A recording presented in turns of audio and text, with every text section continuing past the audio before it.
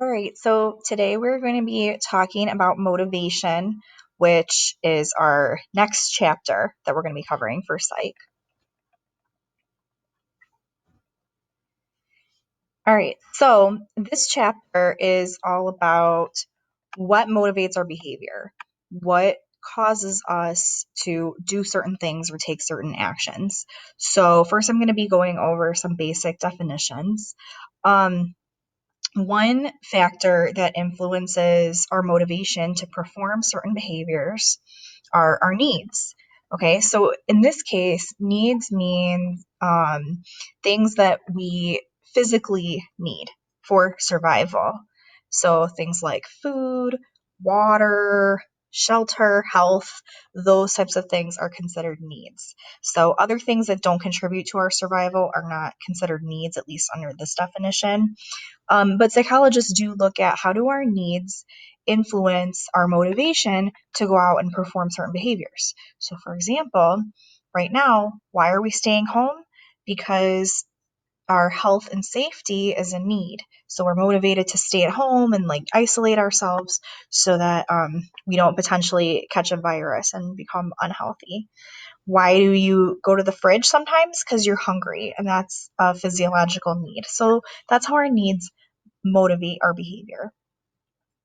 Instincts are behaviors that are inherited and learned automatically.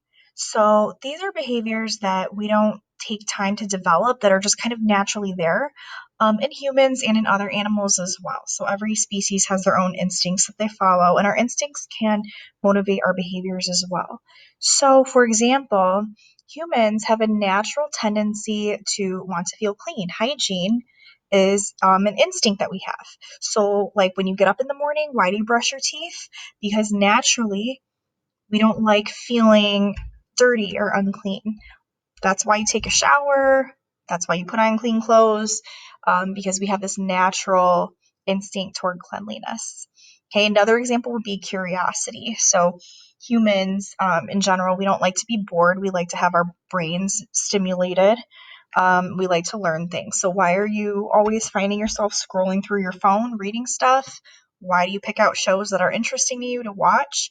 Because we have this instinct for curiosity and we want to fulfill that. So, our instincts can motivate our behaviors and our actions as well. When our needs are lacking, and when we are kind of low in a certain area that we need for survival, this creates a tension called a drive. Okay. And so these tensions are states of being very uncomfortable, but they motivate us to take action to reduce that drive so that we can satisfy our needs. So, for example, if your physiological need is food, if you haven't eaten in a while and you're feeling weak, hungry, that's a drive that's called hunger. So, that drive, even though it's uncomfortable to be hungry and it's not very pleasant, this is an important aspect of our survival, because when you feel hungry, you know that you need to eat. So that's called a drive reducing behavior. So if you never felt hungry, you wouldn't actually eat and it wouldn't contribute to your survival. Okay, another example of a drive would be being tired, right? So if you are lacking sleep, because we need sleep physiologically, if you're lacking sleep, you're tired and exhausted. So that's the drive. That being tired and exhausted causes you to go take a nap, go lay down, go to bed earlier, so that we can kind of maintain that balanced state.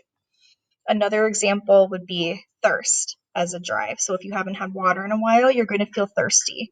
Okay, so being thirsty is uncomfortable. So to reduce that, you're motivated now to have something to drink. And so this keeps our bodies running optimally. All right. Another theory that looks at what motivates our behavior is called the Yerkes-Dodson law. This one explains that humans in general, we want to feel some degree of stimulation or arousal throughout the day. Okay, so what this means is that our brains do not like to be bored. Our brains like to be entertained. They like to have something to look at, something to do. And so a lot of times what we do throughout our day is not to satisfy a physiological need, but to actually stimulate our brains and our need for that mental arousal. So, why do you watch the shows that you watch? Because your brain craves that stimulation and entertainment. Again, why are people always looking on their phones? Because that's where they're getting their arousal. And in psychology, arousal means like alertness, stimulation, energy. And so humans, we don't like to be bored. Our brains need to be busy. The Yerkes-Dodson law states that in order to perform best on a task, we need a medium level of arousal. So not too much, but not too little. So, for example, if you're taking a class that's way too easy for you, you're going to become very bored, and that class is not going to satisfy your need for intellectual stimulation. If you take a class that's too difficult for you, you're going to become very frustrated, and you're also not going to do well in that class. But if you take a class that's like right at your level, kind of challenging, but not too challenging, you're going to do a lot better and be a lot more interested in it. Homeostasis is the tendency for our bodies to want to maintain a balanced state. So our bodies work just like thermostats. They keep our systems running in a way that is optimal for us. And when things increase or decrease, such as body temperature or hormones, our bodies automatically shift to be able to maintain balance again. Okay, so I put an example on this next slide here. I used body temperature. Okay, so we humans are warm blooded. We have a normal body temperature that we need to maintain every day. But there are things we do throughout the day that could influence our body temperature. So, for example, if you go for a jog, your body temperature is going to increase. That would cause your body to become out of balance. So, if you're out of balance and your body temperature is increased, your body automatically has ways to reduce your temperature again to go back to normal. That's why you sweat when you're warm, because perspiration actually cools down the body. Um, and so it helps maintain that body temperature so it doesn't get too high. Another example would be if you go swimming, you dive into a pool and the pool is really cold, your body temperature is going to decrease. That can be very dangerous. We don't want our bodies to be out of balance. So when you're very cold, why do you shiver? Shivering actually automatically warms up your muscles and it brings your body temperature back to normal. So our bodies are built just like thermostats in that they maintain homeostasis and they maintain balance. Okay, so now that we've covered some biological explanations for motivation, we're going to move on to cognitive explanation. So these ones look more at psychology and the mind, and how do we mentally become motivated? How do we mentally motivate others to want to do things outside of our physiological needs, outside of biology, outside of things that we do physically? Okay, so to go back to the previous slide, the question here was, do you think you're more motivated by internal forces or external forces? Internal forces are what you find within yourselves, self-motivation, where external forces are all the other factors that motivate you to perform certain behaviors because of results or things that you might have been promised. Okay, so the difference here is extrinsic versus intrinsic motivation. Extrinsic motivation is when we are motivated to perform a task because of something else, some other factor. Okay, so this could be like grades, money. So, for example, those of you with jobs, why do you show up to your job? Because you get paid. What would happen if they stopped paying you? A lot of you would probably not go to your job anymore. Okay, so that would be an example of extrinsic motivation. Your behavior is determined by an outside factor, a reward, and if that reward stops, you're going to stop performing that behavior. Okay, this could also be due to punishment as well. So, for example, like why, if you go out for the night, why do you come home at the correct time? because you don't want your parents to punish you or yell at you. So like you're motivated to be on time when you come home because of a threatened punishment or negative consequence. Intrinsic motivation, on the other hand, is when you want to perform a task for its own sake because you actually enjoy whatever it is that you're doing and you're motivated to do it because you like it. So this is more effective than extrinsic motivation. So for example, um, everybody from one time to another has to read for a class. If you have to read for a class because of grades or because of an assignment, that would be an example of extrinsic motivation. But for those of you who enjoy reading, and you actually just read books because you enjoy the books and because you are finding them interesting, that will be intrinsic motivation. If you would still read a book, not because of a grade, but because you like that book. Okay. Or another example would be volunteer work. Okay, so people work for money. That's their jobs, right? So that's extrinsic motivation. But what about people who volunteer regularly or perform community service because they want to or because they want to help the community? That would be intrinsic motivation. There's no reward in that. People just do that because they want to. And again, intrinsic motivation is more effective. So think about all of the different classes that you've taken in your careers. The classes that you've taken over the course of your education that you find interesting, that you actually enjoy, those are most likely the classes that you've done better in and you've had better performance because you enjoy learning the material and you're interested in it. So to some degree, you're not in that class just for the grade or for the credit. Where the classes that you're taking because you have to take them, even though you're not as interested, those are more likely to be the classes that you don't perform well in because you were only motivated in those classes based on extrinsic motivation. All right, here's some tips on how to motivate others. Someday you might find yourself in a position where you need to motivate other people. So if someday you end up becoming a manager or business owner, if you end up working in customer relations, sales, all kinds of careers involve motivation of other people. Also think about like your future, family lives, future households, being able to motivate people and help the people around you to succeed. Okay, so here's some tips you can go through. So again, cultivating an intrinsic motivation is a great way to help other people want to do better. Okay, so for example, let's say you're the boss of your workplace or like the owner of a company. When you create an environment where people are happy to be there, where people actually enjoy their jobs, where people enjoy working for you, they're more likely to perform versus where people are only showing up for the paycheck and they don't really enjoy the job. So that's a huge one.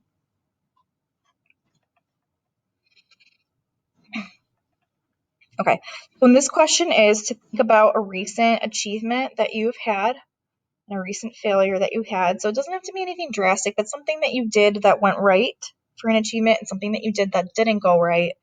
That would be a recent failure. And I want you to think about your explanation. So for example, if on your last test you got a really awesome grade and you did a good job, think about like, why did I get this awesome grade? What did I do to contribute to that outcome? Let's think about a recent failure. Like maybe you recently didn't do well on an assignment. Why? Think about an explanation. Okay. So it's very important that achievements and failures, not success stories, are connected with your effort, not your ability. So, for example, if on your most recent test you ended up with a really awesome grade, it's important to continue to motivate yourself by connecting that with your effort. So, if you get an A on a test, it's important to tell yourself, like, wow, I really studied, I really paid attention, I went over my notes, I stayed organized. That's why I got an A. If you tell yourself that you got an A on a test because you're smart, you're less likely to continue to motivate yourself because you're going to view that as not a reflection of your effort, but as a reflection of chance or something that you can't control.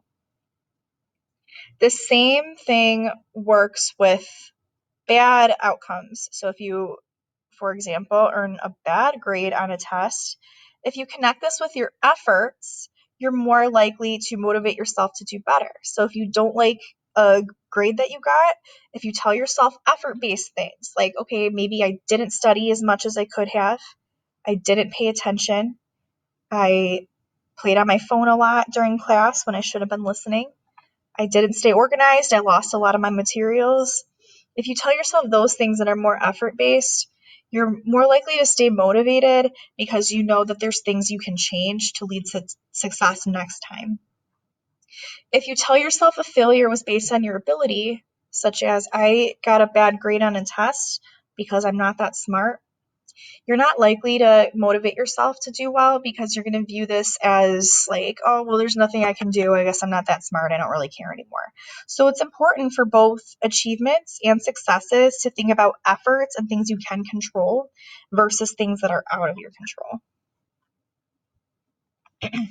All right, Abraham Maslow is a psychologist that we did talk about a little bit in the personality chapter. We're going to come back to him again today. He focused on how our needs motivate our behaviors, but how some needs seem to be more important than others, or some needs need to be met first. So this is called the hierarchy of needs. So hierarchy means like a ranking system, and he ranked what he thought were the most important needs versus the ones that can wait. So Abraham Maslow believed that we have to satisfy the most basic needs before we're able to move on and work on those higher needs. So here is what the hierarchy of needs looks like. Okay, so at the very bottom here, these are our physiological needs. Maslow believed that our physiological needs are the most important needs, and that we have to have these satisfied before we're able to move up onto the next step. So, for example, if you have a lot of online schoolwork to do, but you're really hungry, you're more likely to go get some food first because you naturally want to satisfy those physiological needs before your other ones as well. Okay, the next step up is safety and security. So think about things like shelter, things like health, protection from dangerous viruses, wearing appropriate clothing for the weather, right? Not being too hot or too cold. These are examples of safety needs. So once our physiological needs are met, we mentally move on to check off our safety needs and make sure that we are keeping ourselves safe. These two needs must be met before we can make our way up to the rest of the hierarchy. The next level up is love and belonging. So these are our social needs, our needs to be a part of a group, our need to fit in, our need for social interaction.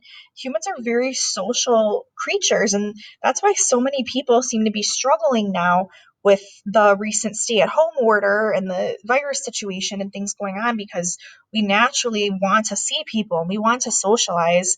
Luckily, we have technology to allow us to do that, but that's something that we definitely should not be taking for granted, is that need to interact with others.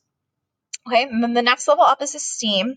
So that would be, your education would fall in your esteem needs category. So you most likely wouldn't be able to perform well on your schoolwork until you have all those other needs below met. The very top of the hierarchy of needs is self-actualization. So self-actualization is a term that Maslow used to describe reaching your full potential and basically living your best life. So Maslow believed that not everybody gets to that top. Not everybody achieves self-actualization. So some people still struggle with some of those lower needs. So for example, there are still people who do not feel safe. Maybe people who work in jobs where they're not protected from the virus at that time. So they might struggle and be on those lower levels where they're not able to meet those higher needs at this time. Or people who are feeling very cut off and not, social enough due to our situation that's going on right now. So if they're stuck in the love and belonging level, they're not going to reach self-actualization. So Maslow believed very few people reach self-actualization.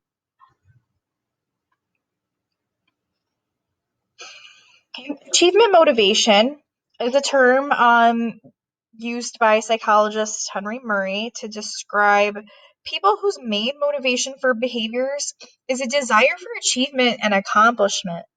Okay, so people who are very high in achievement motivation, they crave accomplishment, challenges, being able to do well on certain tasks.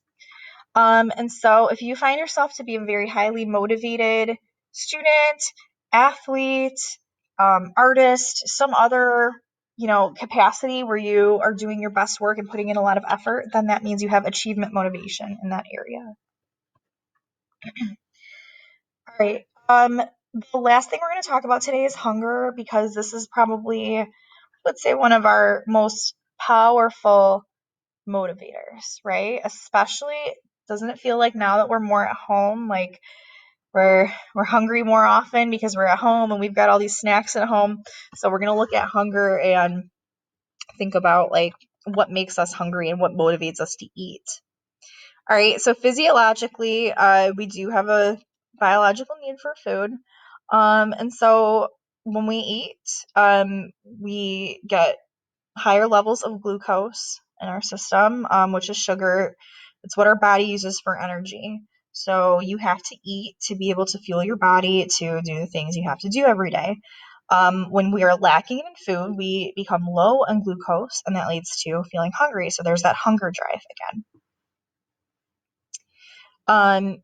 Insulin allows us to use our glucose. So when you eat a snack and now your blood sugar is increased, insulin allows us to use that blood sugar to use it for energy, basically. So that's what allows us to perform tasks once we have something that we've eaten.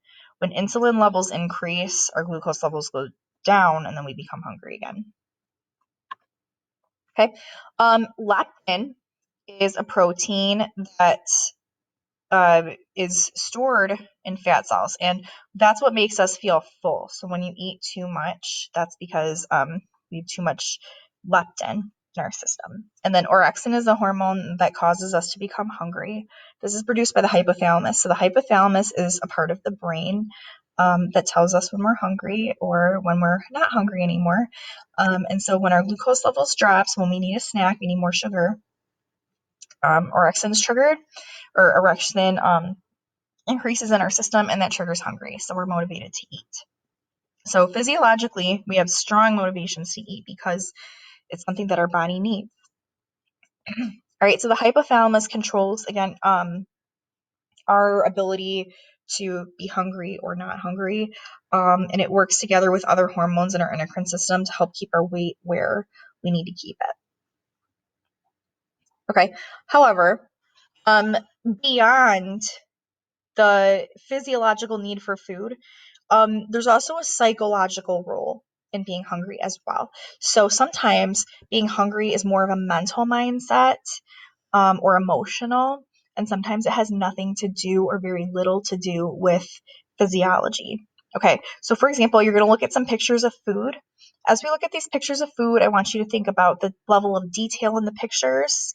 Can you think about how the food smells? Do you associate this food with any certain emotions or memories? So that's going to determine, when you look at these foods, do you think that these foods look very appetizing to you or not?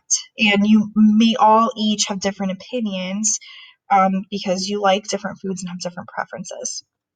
Okay, so here's the first picture. So I just want you to look it over and think, like, does this look appetizing to you right now? Maybe, maybe not. All right, here's the next one. Does this one look appetizing to you?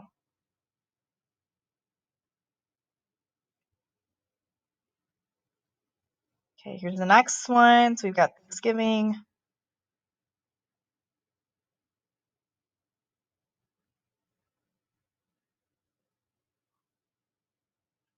Here's the next one. Mac and cheese with breadcrumbs, of course.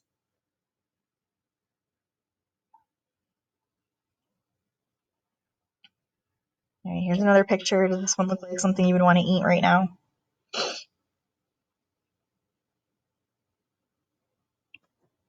Okay, so as we look back and go through these pictures, there's a lot of factors that influence whether or not we feel hungry or whether or not we feel this food looks very appetizing. So, for example, think about like the time of day. Right now, as I'm showing you this, it's early in the morning. So, like for me, I would say no, this burger does not look very appetizing for me because it's way too early for that. So, time of day plays a role in your level of hunger and also what looks good to you.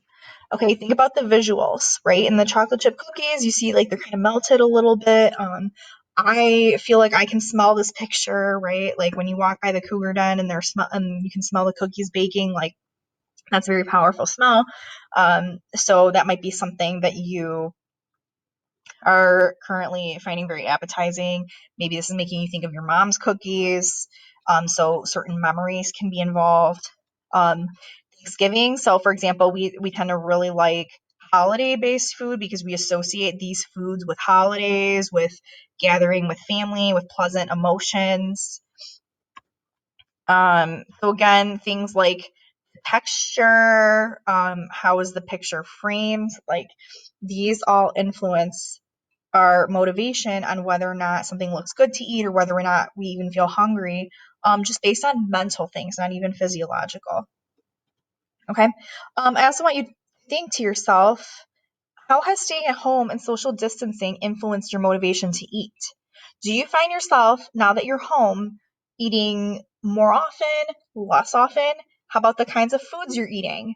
Are you still sticking to like 3 meals a day, or are you just kind of snacking throughout the day?